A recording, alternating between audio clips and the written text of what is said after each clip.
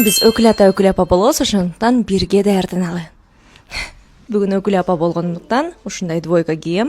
Өзүм абдан жагат, түсү жагат, дизайны жагат. Силерге аз көрсөтөм. Мынакей кийдим. Ушундай сонун, назик жакасы бар. Бирок бул менен чектелип калбайт. Азыр бул жерге ремешок тагынам, туфли тагынам. Мен зер буюмдарымды тагынгычак сиздер менен сүйлөшүп турайын. Негизи эмне үчүн өкүл ата өкүл апа коюшат деп сурагандар дагы бар экен. Негизи биз ар дайым жолдошум экөөбүздүн принципибиз өкүл балдар, өкүл кыздар менен биз сөзсүз түрдө жакшы катташышыбыз керек деген ойдобуз. Жөн гана сан үчүн, жөн гана өкүл балдарыбыз көп болсун деген ойдо эч качан макул болбойбуз. Ар дайым балдарыбыз менен жакшы мамиледе бололук, тууган болуп жүрөлүк деген ой менен болобуз. Ошондуктан жаштарга дагы үмүт берип, жөн эле өкүл ата өкүл апа болуп кийин сүйлөшпөй, катташпай койгубуз келбейт. Бүгүнкү күндө биздики буюрса мына 3-чү өкүл балдарыбыз болгону жатат.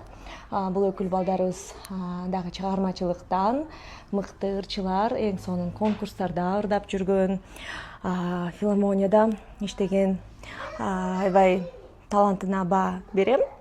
Мынакей ушундай комплектин тактым. Азыркы ушул ак кийимиме жакшы жарашат болуш керек. Ал эми бул жерде азыр ушул ремешокты тагабыз. Анан бул босоножкимди кийем. Ушундай образ болду. Ал эми сумочканы жаңы заказ бердим, буюрса келип калыш керек. Ресторандан ал сумочкамды көрсөтөм. Мынакей. Ушундай болуп барабыз. Көрсө.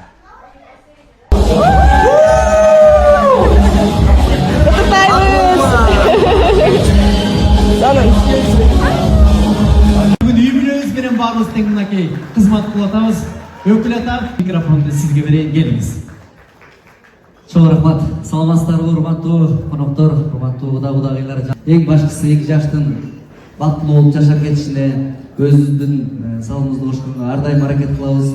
Жолдошум айткандай аябай толкунданып жатабыз. Анткени бул биз үчүн өтө маанилүү күн, өтө бактылуу күн деп айтсам болот. Кудагыйлар сиздерди дагы чын жүрөгүбүздөн куттуктайбыз. Бүгүндөн баштап сонун катташып, тууган болуп, эң мыкты жакшы күндөрдү бирге өткөзөлүк. Жаш болсок дагы жакшы кеңештерди айтканга даярбыз, колдогонго даярбыз. Жеке жашоодо болобу, чыгармачылык жашоодо болобу, ар дайым силерге тирек болуп, колдоп жүргөнгө убада беребиз. Анан сөзсүз түрдө өзүбүздүн иштеги белектерибизди ардактап коелу элек, жолдошум сүйлөп турса.